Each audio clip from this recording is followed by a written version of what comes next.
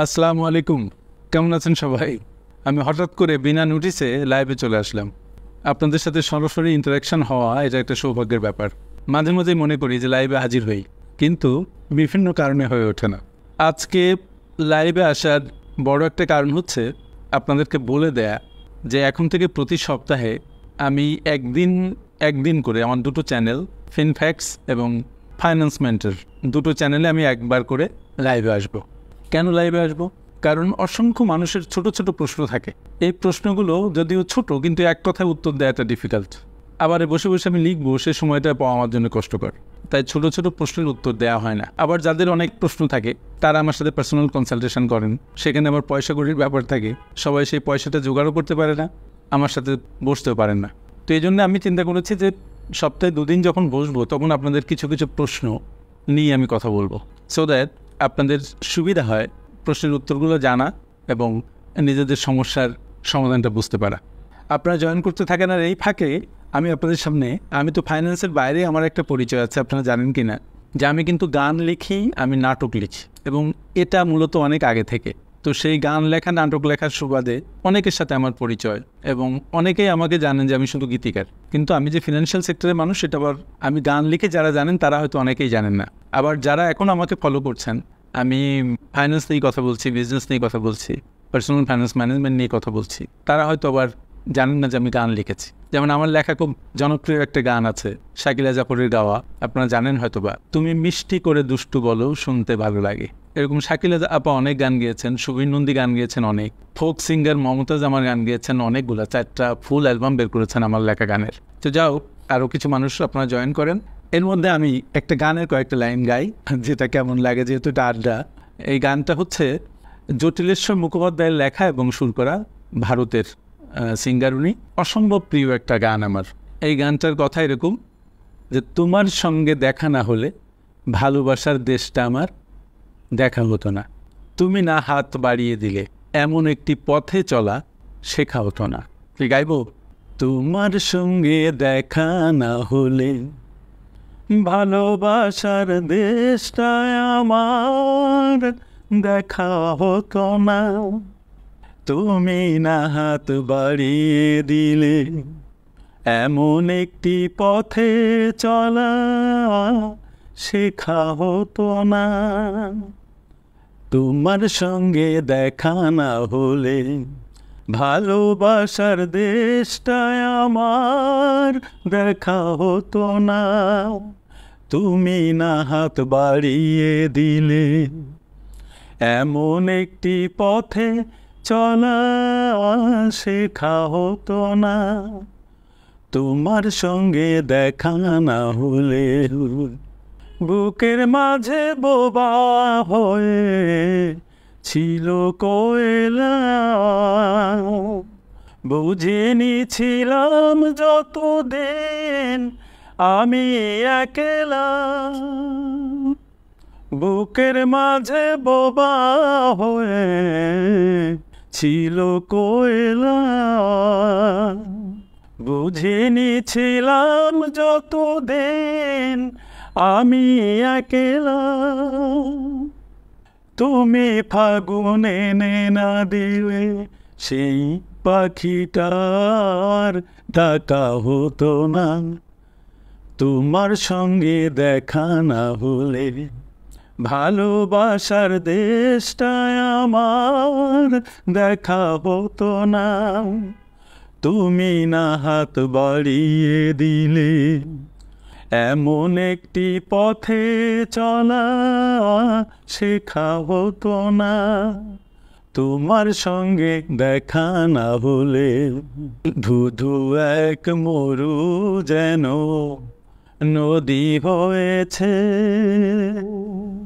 ঢেবে ঢেবে উথাল পাথাল সুখে বয়েছে, ধুধু এক মরু যেন নদী হয়েছে, ঢেবে ঢেবে উথাল পাথাল সুখে বয়েছে, দিন রাত চোখেই গেছে মনে ধরেনি, কোনো কিছু দিয়ে মনের পাতা ভরেনি, দিন রাত চোখে গেছে মনে ধরেনি, কোনো কিছু দিয়ে মনের পাতা ভরেনি, তুমি আখুর নাচে নালে, তুমি আখুর নাচে নালে আজও কিছু লেখা হতো না, তোমার সঙ্গে দেখা না হলে ভালোবাসার দেশটা আমার দেখা হতো না,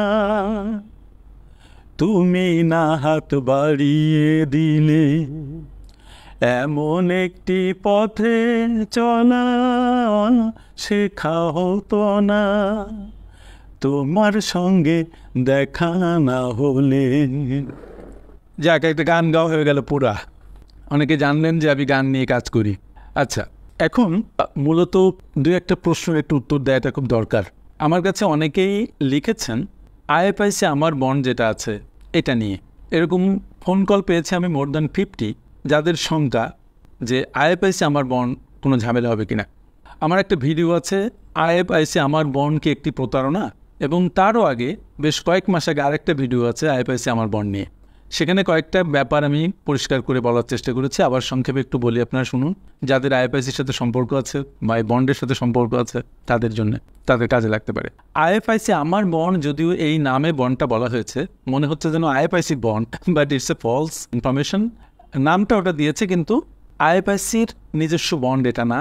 it is a bond issued by Sreepur Township Limited, that's a real estate company, যেখানে সালমান এফ রহমান এবং তার ছেলে তাদের স্বার্থ সংশ্লিষ্ট ব্যাপার আছে, এবং আইএফআইসি ব্যাংক এখানেও তাদের স্বার্থ আছে।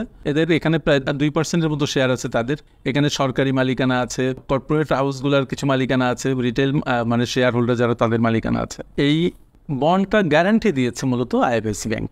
তো গ্যারান্টরশিপের একটা দাম আছে। আইএফআইসি যেহেতু গ্যারান্টি দিয়েছে, যদি শ্রীপুর টাউনশিপ লিমিটেড এই পেমেন্টটা না করে, as per law IFIC bank is bound to make the payment to the buyers of the bonds. আপনারা জানেন যে প্রতি মাসে লাখে 1,000 টাকা করে বেনিফিট তারা দিচ্ছে। আমার কাছে এমন কোনো ইনফরমেশন এখনও আসে নাই যে কেউ বেনিফিট পাচ্ছে না। যারা কিনেছে তারা 1 মাস পর থেকে বেনিফিট পাচ্ছে, যদিও এই যে জিরো কুপন বন্ডের বৈশিষ্ট্যের এটা বাইরে। তারপরেও তারা একটু এটা ভায়োলেশন হয়েছে, আমি সেটা আমার ভিডিওতে উল্লেখ করেছি। ভায়োলেশন করে তারা এটা করেছে।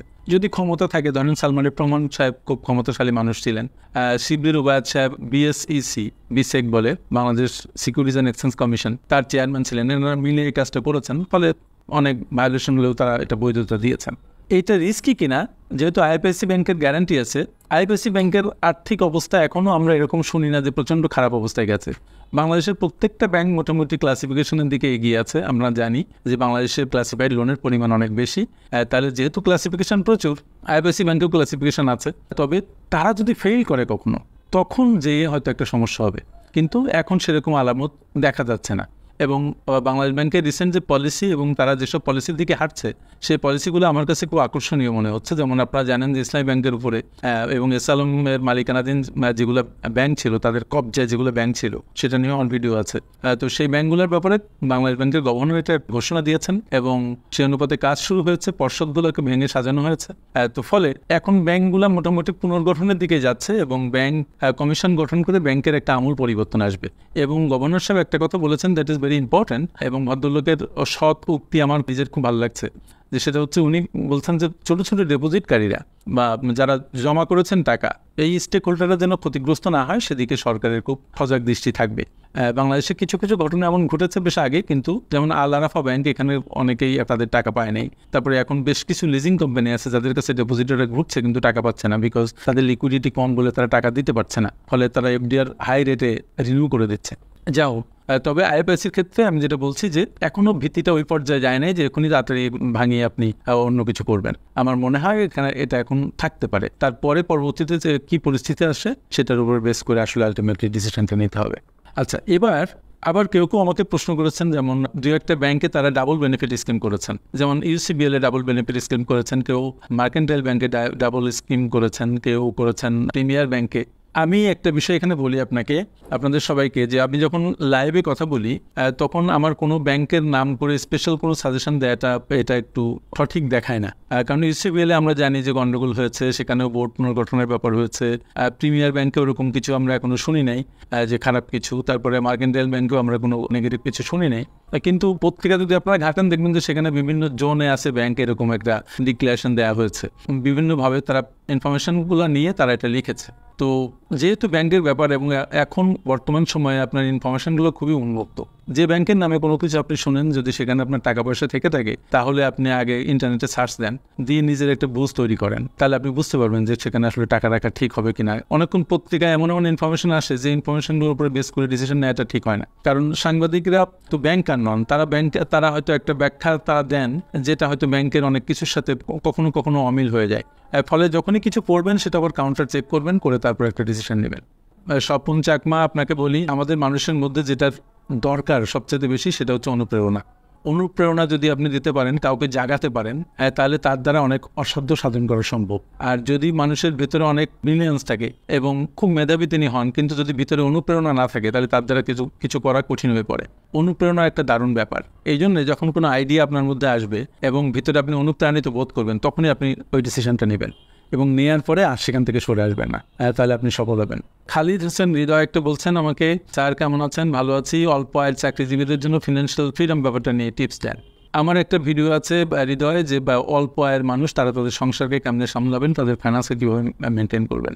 অল্প আয়ের মানুষ হোক আর বেশি আয়ের মানুষ হোক, মূলত যদি ধরেন 20,000 টাকা আয় করে যদি 2,000 টাকা সে সেভ করে, আর 1 লাখ টাকা আয় করে যদি সে 1,02,000 টাকা খরচ করে, তাহলে আমি মনে করি যে 20,000। আমার একটা ভিডিও আছে হৃদয়ে, যে অল্প আয়ের মানুষ তারা তাদের সংসারকে কেমনে সামলাবেন, তাদের ফাইন্যান্সকে কীভাবে মেনটেন করবেন। অল্প আয়ের মানুষ হোক আর বেশি আয়ের মানুষ হোক, মূলত যদি ধরেন 20,000 টাকা আয় করে যদি 2,000 টাকা সে সেভ করে, আর 1 লাখ টাকা আয় করে যদি সে 1,02,000 টাকা খরচ করে, তাহলে আমি মনে করি যে 20,000 টাকা আয় করে 2,000 টাকা সেভ করলেও সে তাড়াতাড়ি ফিনান্সিয়ালি ফ্রি হবে। এই জন্য এটা অল্প আয়ের বিষয় না, বিষয় হচ্ছে আপনার মাইন্ডসেট।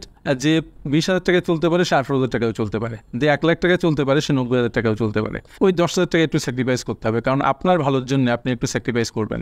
কারণ আপনার টাকা, ধরেন আপনি যদি বাঁচাতে পারেন কিছু, বাঁচিয়ে সেটা সেভিংস করতে পারেন, সেটা ইনভেস্ট করতে পারেন, তাহলে টাকা বাড়লে আপনার বাড়বে, আমার বা অন্য কারোর কোনো লাভ নেই, এটা আপনারই। ফলে আপনি এটা করার জন্য একটু মানসিকভাবে তৈরি থাকবেন এবং স্যাক্রিফাইজিং মাইন্ডেড হবেন। আপনার অনেক প্লেজার, অনেক আরাম আয়েশ আপনাকে ত্যাগ করতে হবে। টাকা আয় করতে অনেক কষ্ট লাগে না? যদি টাকা আয় করতে কষ্ট লাগে তাহলে টাকা সেভ করতে কষ্ট লাগবে। কোনো কাজ এফোর্ট ছাড়া হয় না। ফলে টাকা যদি আপনি জমাতে চান, আপনার ভবিষ্যতে সিকিউর করতে চান, আপনার বাচ্চার জন্য এডুকেশনকে সিকিউর করতে চান, তাহলে আপনাকে একটা বয়সে স্যাক্রিফাইস করতেই হবে, বিকল্প নেই। মিস্টার সেলিম রেজা বলছে, আমি চাউলের ব্যবসা করি, কীভাবে সেল বাড়াবো একটু বলে দিও। মিস্টার সেলিম, আপনি চাউলের ব্যবসা করেন, এখন আপনি চাউলের ব্যবসা কি রিটেল কোনো মার্কেটে করেন, নাকি আপনি পাইকারি চাউলের ব্যবসা করেন, নাকি আপনি কি অফলাইনে ব্যবসা করেন, নাকি অনলাইনেও বেচেন? এইসব ব্যাপার। যদি আপনি শুধুমাত্র অফলাইনে করে থাকেন তাহলে আপনি অনলাইনেও ট্রাই করতে পারেন, অথবা আপনি আপনার একটা ফিক্সড ক্লায়েন্টের একটা ডেটাবেস করতে পারেন। যেমন যদি আপনি একটা রিটেল বাজারে যেখানে সবজি টবজি বিক্রি করে সেরকম জায়গায় পাশে কোথাও চাল বিক্রি করেন, আপনারা কখনো কিন্তু কোনো কাস্টমার ডাটাবেস মেনটেন করেন না, আমি অন্তত দেখি না। আপনি একটা কাজ করুন না, আপনার যারা কাস্টমার যারা আপনার কাছ থেকে চাল কিনে ওদের একটা ডাটাবেস সংগ্রহ করুন, তাদের ঠিকানা, তাদের নাম প্লাস তাদের ফোন নাম্বার। এই ডাটাবেসটা অনেক লম্বা হবে। তারপরে তাদের কাছে আপনি জেনে নিন যে কতদিন অন্তর অন্তর তার চাল লাগে। দেখবেন যদি আপনি 1 সপ্তাহ ডাটাবেস সংগ্রহ করেন তাহলে আপনার বড় একটা ডাটাবেস হয়ে গেছে। পরবর্তীতে তাদেরকে ফোন করবেন যে স্যার আপনার চাল লাগবে কিনা। এই যে আপনি খবর নেবেন, দেখবেন আপনার সেল অটোমেটিক বেড়ে যাবে। মানুষের এখন সেবা মানুষের বাসার কাছে নিতে হবে। আপনি যত আন্তরিক হবেন, আপনার কাস্টমারকে আপনি যত কেয়ার করবেন, কাস্টমার তত আপনার কাছে সুখ অনুভব করবে, আপনার কাছে যেতে কমফোর্ট পাবে। ধরেন কাস্টমার যে চালটা আপনার কাছ থেকে কিনলো, চালটা নিয়ে যদি আপনি তার গাড়ি পর্যন্ত পৌঁছে দিতে পারেন অথবা রিক্সা পর্যন্ত পৌঁছে দিতে পারেন, উনি আপনার কাছে কৃতজ্ঞ থাকবে এবং উনি দেখবেন আপনার কাছে এসে পরবর্তীতে আবার কিনবে। সুতরাং you take care of the customers, you make a database. আপনার একটা ডাটাবেস তৈরি করেন কাস্টমারদের এবং তাদের সাথে আপনি যোগাযোগ গড়ে তুলুন। আপনার নেটওয়ার্কিং, সেতুবন্ধন, এটা খুবই দরকার বর্তমানে সেলের জন্য। বর্তমানে না, এটা সবসময় ছিল। এবং আপনার যদি অফলাইন থাকে তাহলে অনলাইন একটা ব্যবস্থা আপনি করে ফেলুন। হয়তো আপনার বাচ্চার কাছে জিজ্ঞাসা করেন, দেখবেন সে আপনাকে হেল্প করবে, বা একটা ম্যাট্রিক পাস ছেলের কাছে আপনি জিজ্ঞাসা করেন, সে আপনাকে হেল্প করতে পারে। আচ্ছা, কোন বইয়ের দোকানে আপনার বইটা আছে কিনতে চাই? আকাশ, আপনাকে বলছি রকমারিতে আপনি বই পাবেন, বই ফেরিতে বই পাবেন। তারপরে যদি না পান, আমার কাছে কিছু বই আছে, পাবলিশার আমার কাছে দিয়েছে। আপনি চাইলে আপনার অ্যাড্রেস দিয়ে আমাকে, আমার মোবাইল নাম্বারে আমার হোয়াটসঅ্যাপ নাম্বার দেওয়া আছে এখানে, সেখানে যদি হোয়াটসঅ্যাপ করেন, আপনার অ্যাড্রেস দিলে আমরা আপনার অ্যাড্রেসে পাঠিয়ে দিব। আচ্ছা, তারপরে মিস্টার গফফার বলেছেন, আসসালামু আলাইকুম। ওয়ালাইকুম আসসালাম। আপনার ভিডিওগুলো আমি নিয়মিত দেখি, আপনার পরামর্শগুলো চলার পথে শক্তি ও সাহস যোগায়। আলহামদুলিল্লাহ, আপনার শক্তি ও সাহস যদি যোগায় এটা আমার জন্য খুবই একটা সৌভাগ্যের ব্যাপার, এবং আমার খুব ভালো লাগে আপনারা আমার কাছ থেকে কিছু কথা শুনে যে আইডিয়া আমি শেয়ার করি, কিছু কিছু নলেজ আমরা শেয়ার করি, সেটা আপনাদের কাজে লাগছে, এটা জেনে আমি খুবই প্রীত এবং আমি খুবই আনন্দিত। কারণ মানুষের উপকার করতে পারার মতো এত ভালো কাজ পৃথিবীতে আর নেই। যদি আমার কথা মতো কেউ একটা বিজনেস শুরু করেন, আমার কথা মতো যদি কেউ একটা সঞ্চয় শুরু করেন, এমার্জেন্সি ফান্ড গঠন করেন, আমার কথা মতো যদি কেউ তাড়াতাড়ি ফিনান্সিয়াল ফ্রিডমের দিকে এগোতে পারেন, তাহলে এটা আমার জন্য সাংঘাতিক একটা আনন্দের ব্যাপার, আর আপনার জীবনের জন্য এটা খুব ভালো ব্যাপার। একটা বলছে, স্যার আমি ভারতের কলকাতা থেকে দেখছি, কলকাতায় কিভাবে আপনার the art of personal finance management বইটি পেতে পারি? ইয়েস, কলকাতার একটা দোকানে এটা পাওয়া যায়, আমি আপনাকে জানিয়ে দিব কলকাতায় এটা পাওয়া যাচ্ছে। ও ভারত থেকে যারা আমার ভিডিও দেখেন তারা কলকাতা থেকে বইটা সংগ্রহ করতে পারবেন। এটা আমি হয়তো এই ভিডিওর পরে অথবা কালকে ভারতে কোথায় বইটা পাওয়া যায় সেটা আমি আমার পেজে পোস্ট দিয়ে আপনাদেরকে জানিয়ে দেব। জাপান থেকে দেখছেন এস.এম. আরিফুল ইসলাম, এবং আরিফ লিখছেন যে জাপান থেকে দেখছি, আপনার পরামর্শগুলো ফলো করি প্রায়শই sir. Thank you very much mister Arif. পরামর্শ ফলো করে যদি আপনার উপকার হয়, সে উপকার মনে করি সেটা আমার জন্য অনেক সৌভাগ্যের। মনসুর এলাহি বলছেন এক্সেলেন্ট, থ্যাংক ইউ। আচ্ছা, আমাকে আরেকজন প্রশ্ন করেছেন যে এসআইপি নিয়ে। এসআইপি এটা কোথায় কীভাবে করা যায় এটা নিয়ে প্রশ্ন আছে অনেকের। মার্চেন্ট ব্যাঙ্কগুলোতে আপনি এসআইপি করতে পারেন, যেমন শান্ত অ্যাসেট ম্যানেজমেন্ট তারা এসআইপি করে, লং টার্ম সিকিউরিটিজ তারা এসআইপি করে, আইডিয়াল সিকিউরিটিজ তারা এসআইপি করে, অনেকগুলো ব্যাংকের যারা ইনভেস্টমেন্ট উইং আছে তারা সেখানে আপনি এসআইপি করতে পারেন। এটা একটা ফান্ড গ্রোথ পলিসি মূলত, এখানে আপনি ইনভেস্ট করতে পারেন। এটা তবে ভালো হাউস দেখে ইনভেস্ট করতে হবে, যারা এই ব্যাপারে যাদের দক্ষতা আছে। অনেকগুলো কিন্তু হাউস, কিন্তু সব হাউস কিন্তু ভালো না, কারণ ভালো লোক দ্বারা সবগুলো পরিচালিত না। কোনটা খারাপ কোনটা ভালো সেটা আমি বিচার করছি না, কিন্তু এটা আপনারা চিন্তা করে তারপর ডিসিশনটা নেবেন।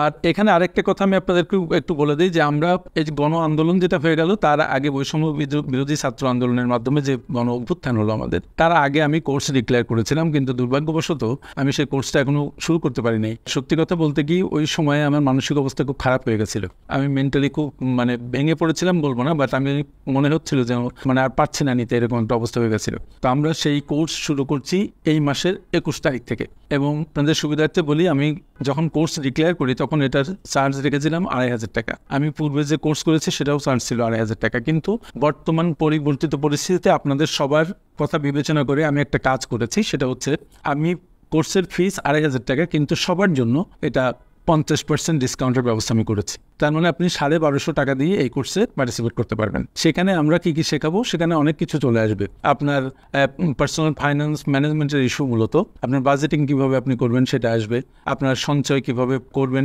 কোথায় কিভাবে সঞ্চয় করতে হবে, বিনিয়োগ কৌশল কিভাবে আপনি নির্ধারণ করবেন, কোথায় বিনিয়োগ করবেন, শেয়ার মার্কেটে বিনিয়োগ করলে আপনি কিভাবে করবেন, কোম্পানির ফান্ডামেন্টালস কিভাবে চিনবেন, কিভাবে ভালো কোম্পানিতে বিনিয়োগ করবেন, আপনার টোটাল ইনকামের উপরে আপনার ফাইন্যান্সিয়াল প্ল্যানিংটা কেমন হবে, তারপরে আপনার বাচ্চাদের এডুকেশনের পেছনে আপনার টোটাল ইনকামের কত % আপনি খরচ করবেন, আপনার আর্থিক ভবিষ্যৎ আর্থিক নিরাপত্তা সেটা নিশ্চিত করার জন্য আপনি এখন থেকে কোন পলিসি ফর্মুলেশন করবেন, আপনার বিনিয়োগ পোর্টফোলিও কেমন হবে, এসব বিষয় নিয়ে আমি 3 দিনের কোর্সে আলাপ করব। আমি আশা করব যে আপনারা এই কোর্সটাতে এনরোল করবেন। এই কোর্সের ডিক্লারেশন কালকে সকালে আমি এটা দিব, সো দ্যাট আপনারা পুরোপুরি বিষয়টা সম্পর্কে জানতে পারেন। আর একটা বিষয় আপনাদের বলা জরুরি, যেহেতু আপনাদের সামনে আমি এখন কথা বলছি, সেটা হচ্ছে যে আমি কিন্তু সপ্তাহে কয়েকদিন 3 থেকে 4 দিন পার্সোনাল সেশন করি, পার্সোনাল কনসালটেশন সেশন। তো এটা মূলত তারাই আমার সাথে যুক্ত হয় যারা সবার সামনে কথাগুলো বলতে পারবে না, এবং সে তার জীবনের প্ল্যানিংটা কিভাবে করবে বুঝতে পারছে না।